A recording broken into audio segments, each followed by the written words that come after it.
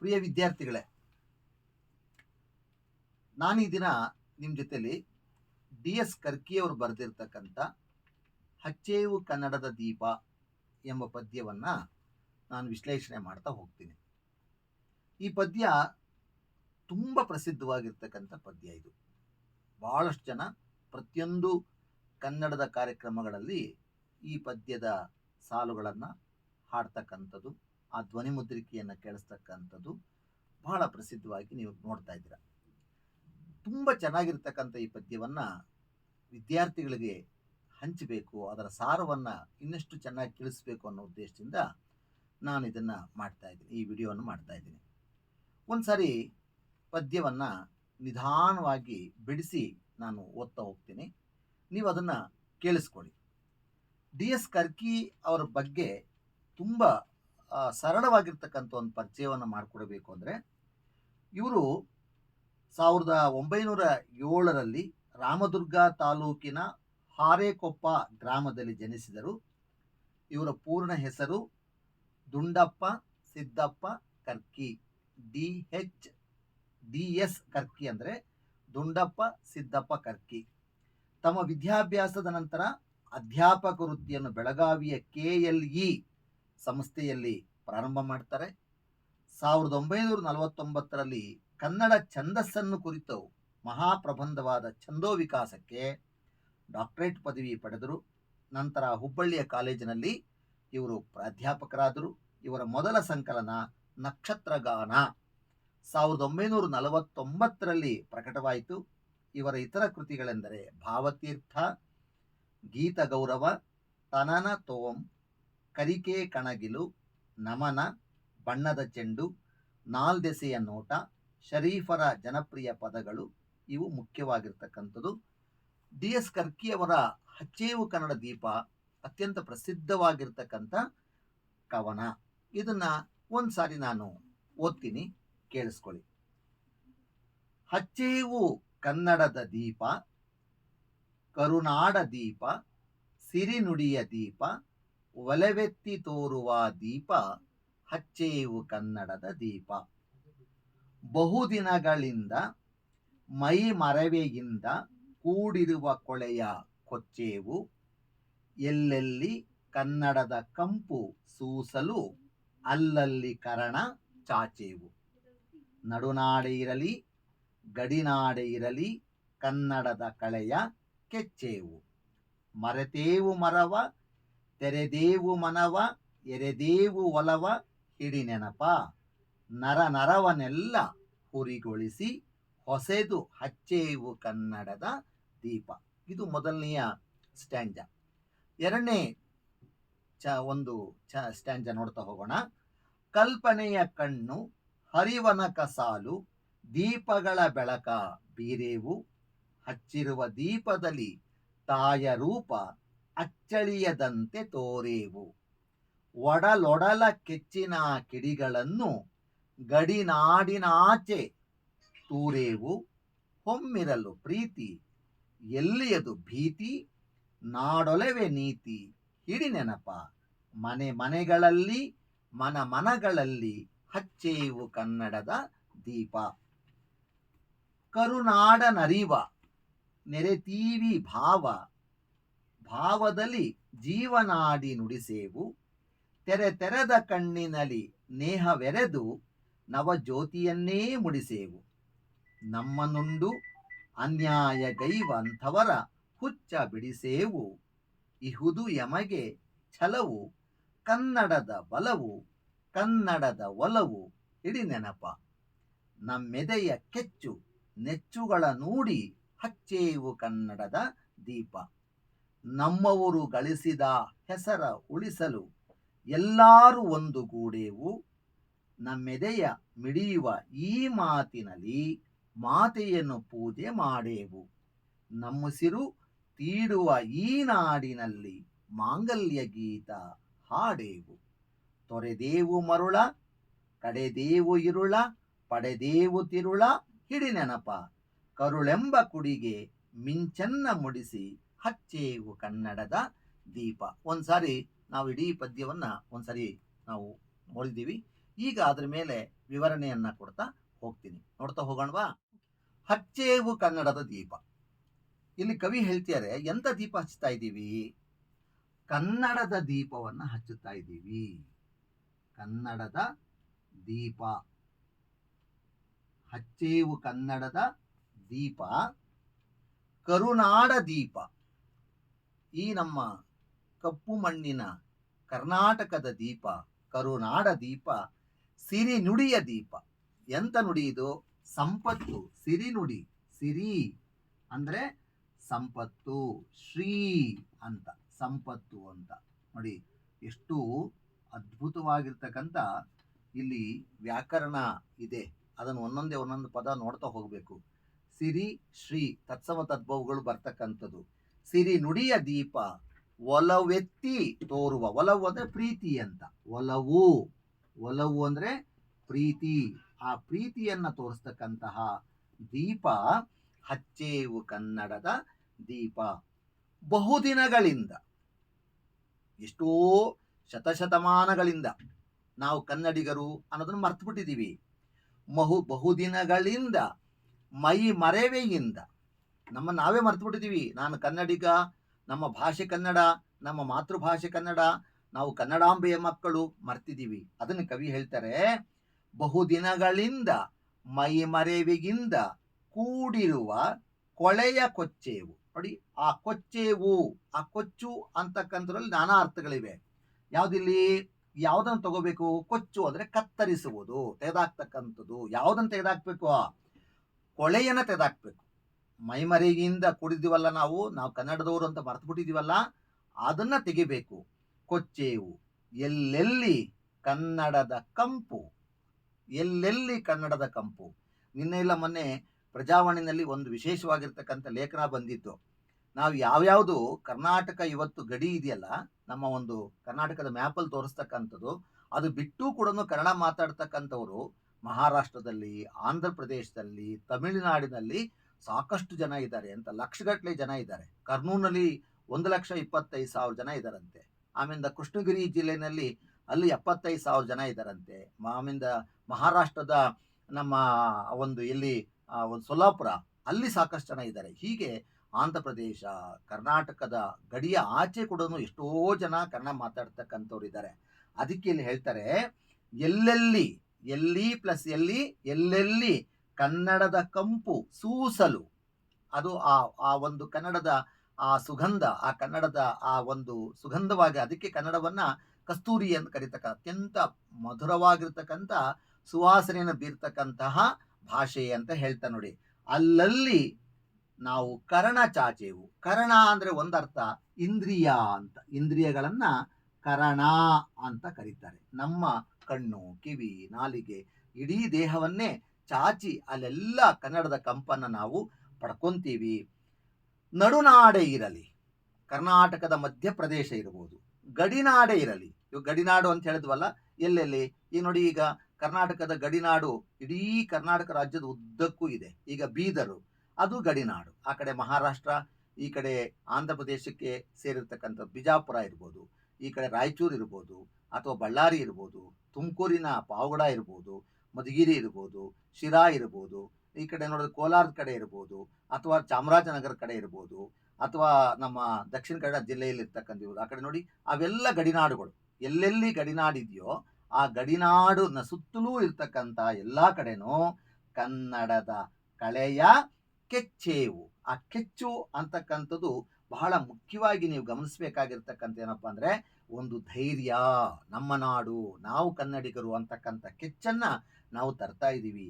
ಕನ್ನಡದ ಕಳೆ, ಕಳೆ ಅಂದ್ರೆ ಇಲ್ಲಿ ಅರ್ಥ ಏನಪ್ಪಾ ಅಂದ್ರೆ ಕಾಂತಿ ಅಂತ ತಗೋಬೇಕು. ಕಳೆ ಅನ್ನೋದಕ್ಕೆ 2 ಅರ್ಥ ಬರ್ತದೆ. ಬೇಡವಾಗಿರ್ತಕ್ಕಂಥ ಸಸ್ಯ ಅಂತ ಅದಲ್ಲ. ನಾವು ಕಳೆ ಅಂತ ತಗೋಬೇಕಾದ್ರೆ ಏನಿರ್ಬೇಕಿದು? ಕಾಂತಿ. ಆ ಕಾಂತಿಯನ್ನ ನಾವು ತರ್ತೀವಿ, ಅದರ ಆ ಒಂದು ಕಾಂತಿಯನ್ನ ಬೆಳಗುತ್ತೀವಿ. ಕನ್ನಡದ ಕಳೆಯ ಕೆಚ್ಚೇವು ಮರತೇವು ಮರೆವಾ. ಮರೆತೇವು ಮರೆವಾ, ಮರವನ್ನ ಮರ್ತ್ಬಿಟ್ಟಿದೀವಿ ನಾವು. ಮರತೇವು ಮರವ ತೆರೆದೇವು ಮನವ. ನಮ್ಮ ಮನಸ್ಸನ್ನ ತೆರೆದು ಕನ್ನಡ ನಾಡಿಗಾಗಿ ನಾವು ದುಡಿಬೇಕು. ಎರೆದೇವು ಒಲ, ಎರೆದೇವು ಒಲವ. ಎರೆ ಅಂತಕ್ಕಂಥ ಅರ್ಥ ಏನಪ್ಪಾ ಅಂದ್ರೆ ನೋಡಿ, ಎರೆ ಅನ್ನೋದು, ಈ ಎರೆ ಅಂತಕ್ಕಂಥ ಪದ ನಾನಾ ಅರ್ಥದಲ್ಲಿ ಬಳಸ್ತೀವಿ. ಈ ಎರೆ ಅಂದ್ರೆ ಅರ್ಥ ಏನಪ್ಪಾ ಅಂದ್ರೆ ಸುರಿಯುವುದು, ನಮ್ಮ ಪ್ರೀತಿಯನ್ನು ಸುರಿತಕ್ಕಂಥದ್ದು. ಎರೆದೇವು ಒಲವ ಹಿಡಿ ನೆನಪ ನರ ನರವನೆಲ್ಲ, ಬಹಳ ಮುಖ್ಯವಾಗಿರ್ತಕ್ಕಂಥ ವಾಕ್ಯ.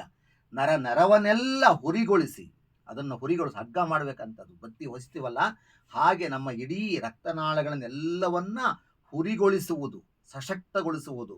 ಮೂರೆಳೆ ತೆಗೆದುಕೊಂಡು ಎಳೆದಾಗ ಅದನ್ನು ಒಂದಕ್ಕೊಂದು ಅದನ್ನ ಹೊಸದಾಗ ಹೇಗೆ ಗಟ್ಟಿ ಆಗ್ತದೋ ಹಾಗೆ ಇಡೀ ನಮ್ಮ ದೇಹದ ನರ ನರವನ್ನೆಲ್ಲ ಹುರಿಗೊಳಿಸಿ ಹೊಸೆದು ಹಚ್ಚೇವು ಕನ್ನಡದ ದೀಪ.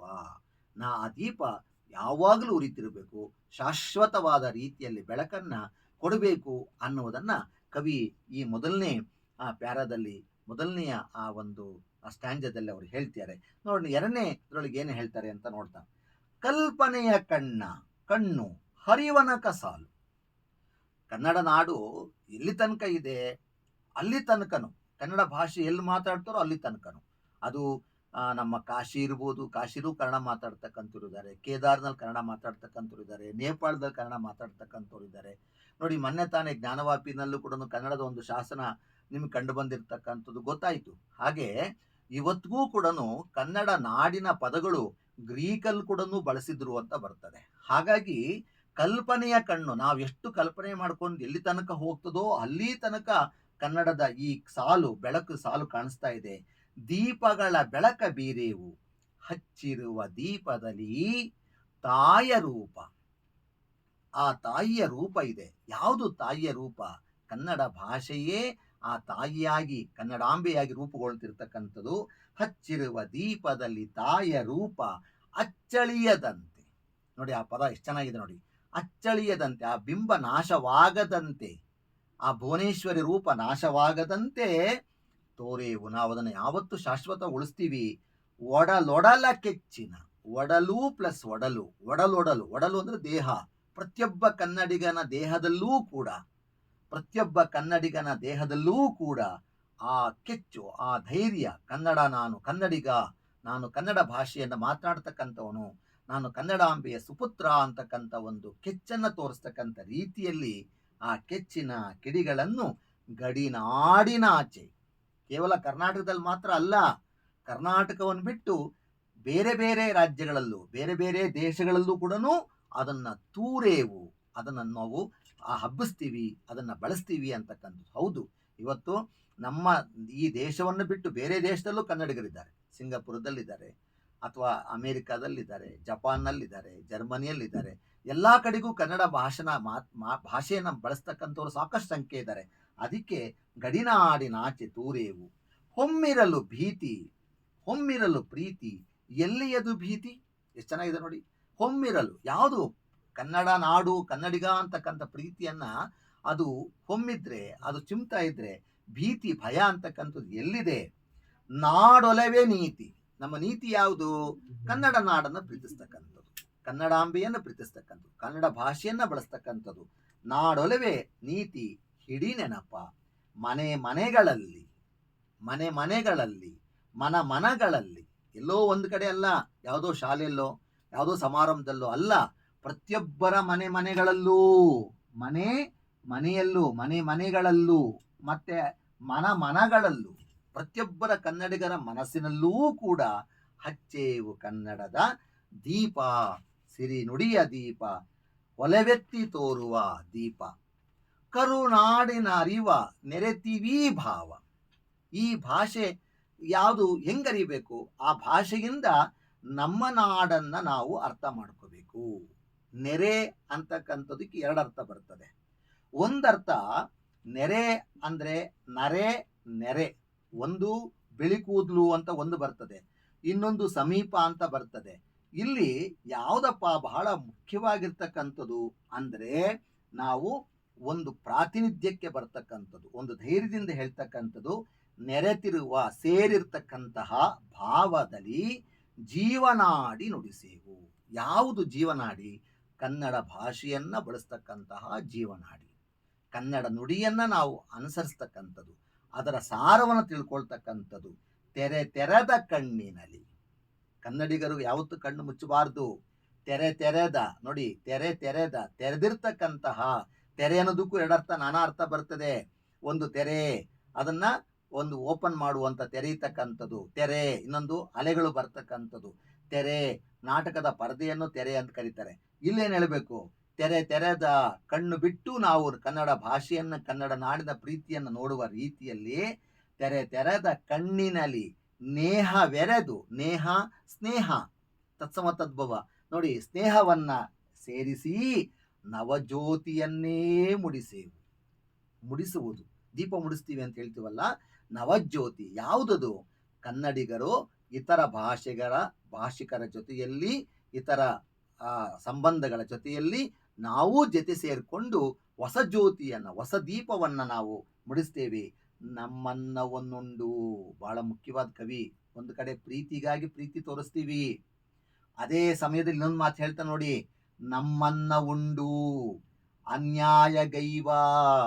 ನಮ್ಮ ನಾಡಿನಲ್ಲೇ ಇದ್ದುಕೊಂಡು ಕನ್ನಡ ನಾಡಿನ ಮಣ್ಣಿನ ಸಾರವನ್ನೇ ಅವರು ತಮ್ಮ ಆಹಾರವಾಗಿ, ತಮ್ಮ ಜೀವನಕ್ಕೆ ಆಧಾರವಾಗಿ ಬಳಸಿಕೊಂಡು ಕನ್ನಡ ಭಾಷೆಯನ್ನ ದೂಷಣೆ ಮಾಡ್ತಕ್ಕಂಥವರು, ಕನ್ನಡ ಭಾಷೆಯನ್ನ ಕಲಿದೇ ಇರ್ತಕ್ಕಂಥವರು, ಕನ್ನಡ ಭಾಷೆಗೆ ಅಪಮಾನ ಮಾಡ್ತಕ್ಕಂಥವರು ಅಂತವರ ಹುಚ್ಚ ಬಿಡಿಸೇವು. ಅವ್ರ ಹುಚ್ಚನ್ನ ಹೋಗ್ಲಾಡಿಸ್ಬಿಡ್ತೀವಿ. ಅವ್ರಿಗೆ ಸರಿಯಾಗಿರ್ತಕ್ಕಂಥ ಪಾಠವನ್ನ ನಾವು ಕಲಿಸ್ತೀವಿ. ನೋಡಿ, ಆ ಹುಚ್ಚ ಬಿಡಿಸೇವು ಅನ್ನೋದ್ರೊಳಗೆ ಅದನ್ನು ನುಡಿಗಟ್ಟದು. ನೀನು ಹುಚ್ಚು ಬಿಡಿಸ್ಬಿಡ್ತೀಯ ಅಂತ ಅರ್ಥ ಏನು? ನಿನ್ನ ಅಜ್ಞಾನವನ್ನ ಹೋಗ್ಲಾಡಿಸ್ತೀನಿ. ನೀನು ಕನ್ನಡ ನಾಡಿನಲ್ಲಿ ಇದೆಯಾ ಅಂದಮೇಲೆ ಕನ್ನಡ ಭಾಷೆಯನ್ನು ಪ್ರೀತಿಸು, ಕನ್ನಡ ಭಾಷೆಯನ್ನು ಗೌರವಿಸು, ಕನ್ನಡ ಭಾಷೆಯನ್ನು ಬಳಸು ಅಂತಕ್ಕಂತಹ ಧ್ಯೇಯ ಇಲ್ಲಿ DS ಕರ್ಕಿ ಅವರ ಈ ಕವನದಲ್ಲಿ ಸ್ಪಷ್ಟವಾಗಿ ಗೋಚರವಾಗ್ತಾ ಇದೆ. ಇಹುದು ಯಮಗೆ ಛಲವು. ನಮ್ಗೊಂದು ಛಲ ಇದೆ. ಯಾವುದು? ಕನ್ನಡದ ಬಲವು. ಇಹುದು ಯಮಗೆ ಛಲವು, ಕನ್ನಡದ ಬಲವು, ಕನ್ನಡದ ಒಲವು ಹಿಡಿ ನೆನಪ. ನಮ್ಮ ಛಲ ಯಾವುದು ಗೊತ್ತಾ? ಕನ್ನಡದ ಬಲ. ನಾನು ಕನ್ನಡಿಗ, ನನ್ನ ನಾಡು ಕನ್ನಡ, ನನ್ನ ಭಾಷೆ ಕನ್ನಡ, ನನ್ನ ನುಡಿ ಕನ್ನಡ, ನನ್ನ ಹಿರಿಮೆ ಕನ್ನಡ ಅಂತಕ್ಕಂತಹ ಬಲನೂ ಇರಬೇಕು. ನಮ್ಮ ಭಾಷೆಯ ಮೇಲೆ ಪ್ರೀತಿನೂ ಇರಬೇಕು. ನಮ್ಮೆದೆಯ ಕೆಚ್ಚು ನೆಚ್ಚುಗಳ ನೋಡಿ. ನೋಡಿ, ಕೆಚ್ಚು, ನೆಚ್ಚು. ಆ ನೆಚ್ಚು ಅಂತಕ್ಕಂಥ ಪದವನ್ನು ಕೂಡ ಇಲ್ಲಿ ನಾವು ಗುರುತಿಸ್ಬೇಕು. ಆ ನೆಚ್ಚು ನಂಬತಕ್ಕಂಥದ್ದು, ನಾವು ಇಷ್ಟಪಡ್ತಕ್ಕಂಥದ್ದು. ಆ ನೆಚ್ಚು ನಂಬಿಕೆ, ವಿಶ್ವಾಸವನ್ನು ತೋರಿಸ್ತಕ್ಕಂತಹ ಆ ನೆಚ್ಚುಗಳನ್ನು ಊಡಿ ಹಚ್ಚೇವು ಕನ್ನಡದ ದೀಪ. ನನ್ನ ಭಾಷೆಯ ಬಗ್ಗೆ ನಂಬಿಕೆ ಇರಬೇಕು, ನನ್ನ ಹಿರಿಮೆ ಬಗ್ಗೆ ಇರಬೇಕು. ಆವಾಗ ಆ ಕನ್ನಡ ದೀಪ ಇನ್ನಷ್ಟು ಪ್ರಜ್ವಲ್ಯಮಾನವಾಗಿ ಅದು ಬೆಳಗ್ತದೆ. ನಮ್ಮವರು ಗಳಿಸಿದ ಹೆಸರ ಉಳಿಸಲು ಎಲ್ಲರೂ ಒಂದುಗೂಡೆವು. ಒಬ್ರ ಇಬ್ರ, ಪಂಪ, ರನ್ನ, ಕುಮಾರವ್ಯಾಸ, ಜನ್ನ, ಪೊನ್ನ, ರಾಘವಾಂಕ, ಹರಿಹರ, ಮುದ್ದಣ್ಣ, ಅಥವಾ ನಮ್ಮ BM ಶ್ರೀಕಂಠಯ್ಯ, ಕುವೆಂಪು, ದತ್ತಾತ್ರೇಯ ರಾಮಚಂದ್ರ ಬೇಂದ್ರೆ, ಹುಯಿಲ್ಗೋಳ್ ನಾರಾಯಣ ರಾಯರ್ ಇರ್ಬೋದು, ಎಷ್ಟು ಜನ ಶಾಂತಕವಿಗಳಿರ್ಬೋದು, ಎಷ್ಟೋ ಜನ, ಸಾವಿರಾರು ಜನ ಕನ್ನಡಿಗರು ಕನ್ನಡ ಭಾಷೆಗಾಗಿ ದುಡಿದಿದ್ದಾರೆ. ಅವರೆಲ್ಲರ ಆ ಆಸೆಯನ್ನು ಉಳಿಸೋದಕ್ಕೋಸ್ಕರವಾಗಿ ನಮ್ಮೆದೆಯ ಮಿಡಿಯುವ ಈ ಮಾತಿನಲ್ಲಿ, ಆ ಮಿಡಿತಕ್ಕಂಥದ್ದು, ಆ ಸೊಗಸನ್ನ ತೋರಿಸ್ತಕ್ಕಂಥದ್ದು, ಇಡೀ ಮನಸ್ಸನ್ನ, ಭಾವವನ್ನ ನಮಗೆ ತಂದುಕೊಡ್ತಕ್ಕಂತಹ ಈ ಮಾತಿನಲ್ಲಿ ಮಾತೆಯನ್ನು ಪೂಜೆ ಮಾಡೆವು. ಯಾವುದೋ ಒಂದು ರೂಪ, ಒಂದು ಆಕಾರ ಅಲ್ಲ. ಕನ್ನಡ ಭಾಷೆಯೇ, ಕನ್ನಡ ಮಾತೇ ಒಂದು, ಅದೇ ಮಾತೆಯಾಗಿ ಬರ್ತಕ್ಕಂಥದ್ದು. ಮಾತುನೇ ಮಾತೆಯಾಗ್ತಕ್ಕಂಥದ್ದು, ಮಾತುಗಳೇ ಮಾತೆಯಾಗುವುದು. ಆ ಮಾತೆಯ ಪೂಜೆಯನ್ನು ಮಾಡೆವು. ನಮ್ಮುಸಿರು ತೀಡುವ ಈ ನಾಡಿನಲ್ಲಿ. ಆ ತೀಡು ಅಂತಕ್ಕಂಥ ಪದವನ್ನ ನೋಡಿ, ಇಲ್ಲಿ ತೀಡು ಅಂದ್ರೆ ಬೀಸು ಅಂತ. ತೀಡು, ತಂಗಾಳಿ ತೀಡ್ತಾ ಇದೆ ಅಂತ ನೋಡಿ. ತೀಡು ಅಂದ್ರೆ ಬೀಸುವುದು. ಆ ಬೀಸುವುದಲ್ಲಿ ಆ ಮಾತೆ ಬೀಸ್ತಾ ಇದೆ ಅಂತ ಎಲ್ಲ ಕಡೆಗೂ. ನಮ್ಮೆದೆಯ ಮಿಡಿಯುವ ಈ ಮಾತಿನಲ್ಲಿ ಮಾತೆಯನ್ನು ಪೂಜೆ ಮಾಡೇವು. ನಮ್ಮುಸಿರು ತೀಡುವ ಈ ನಾಡಿನಲ್ಲಿ ಮಾಂಗಲ್ಯ ಗೀತ ಹಾಡೇವು. ಮಂಗಳ ಗೀತ, ಪರಮ ಶುದ್ಧವಾಗಿರ್ತಕ್ಕಂಥ, ಶ್ರೇಷ್ಠವಾಗಿರ್ತಕ್ಕಂಥ, ಮಂಗಳಕರವಾಗಿರ್ತಕ್ಕಂಥ ಗೀತೆಯನ್ನು ಹಾಡುತ್ತೇವೆ. ತೊರೆದೇವು ಮರುಳ. ತೊರೆದೇವು, ತೊರೆ ಅಂದ್ರೆ ಬಿಡುವುದು ಅಂತ. ಯಾವುದನ್ನ? ಆ ಮರುಳುತನ, ಹುಚ್ಚುತನ, ಅದನ್ನು ಬಿಟ್ಬಿಡ್ತೀವಿ. ಕಡೆದೇವು ಇರುಳ, ಈ ಕತ್ತಲೆಯನ್ನೇ ಕಡಿದು ಅದನ್ನ ಮತಿಸಿ ಪಡೆದೇವು ತಿರುಳ, ಆ ಬೆಳಕನ್ನ ಪಡ್ಕೊಂತೀವಿ. ಹಿಡಿ ನೆನಪ ಕರುಳೆಂಬ ಕುಡಿಗೆ. ಬಹಳ ಅದ್ಭುತವಾಗಿರ್ತಕ್ಕಂಥ ಸಾಲುಗಳಿವು. ಕರುಳೆಂಬ ಕುಡಿಗೆ. ಆ ಕರುಳು ಅಂತಕ್ಕಂಥ ಮಾತು ಒಂದು ಅರ್ಥ ಜೀರ್ಣಾಂಗ ಅಂತ ಆಗುತ್ತೆ. ಇಲ್ಲಿ ತಗೋಬೇಕಾದ್ದೇನು ಅಂತಃಕರಣ. ನಾನು ಕನ್ನಡಿಗ ಅಂತಕ್ಕಂತಹ ಭಾವ ಆ ಅಂತಃಕರಣಕ್ಕೆ ಮಿಂಚನ್ನೇ ಕುಡಿಗೆ ಮಿಂಚನ್ನೇ ಮುಡಿಸಿ ಹಚ್ಚೇವು ಕನ್ನಡದ ದೀಪ. ಆ ಮಿಂಚು ಯಾವುದದು? ಅದು ನಮ್ಮ ಒಳಗಡೆ ಅಂತಃಕರಣಕ್ಕೆ ಆ ಪ್ರಕಾಶವನ್ನು ಬೀರ್ತಕ್ಕಂಥ ದೀಪವನ್ನು ಹಚ್ಚಿ ನಾವು ಈ ಕನ್ನಡ ನಾಡನ್ನು ನೋಡ್ತೀವಿ ಅನ್ನುವ ಒಂದು ಪದ್ಯದ ಸಾಲು ಇದಾಗಿದೆ. ಅದ್ಭುತವಾಗಿರ್ತಕ್ಕಂಥ ಈ ಒಂದು ಪದ್ಯ ಹಚ್ಚೇವು ಕನ್ನಡದ ದೀಪ. ನಿಮಗೆ ಅರ್ಥವಾಗಲಿ, ಸರಳವಾಗಿ ಇದನ್ನು ವಿವರಿಸೀನಿ. ನಿಮಗೆ ಅನಂತ ಧನ್ಯವಾದಗಳು.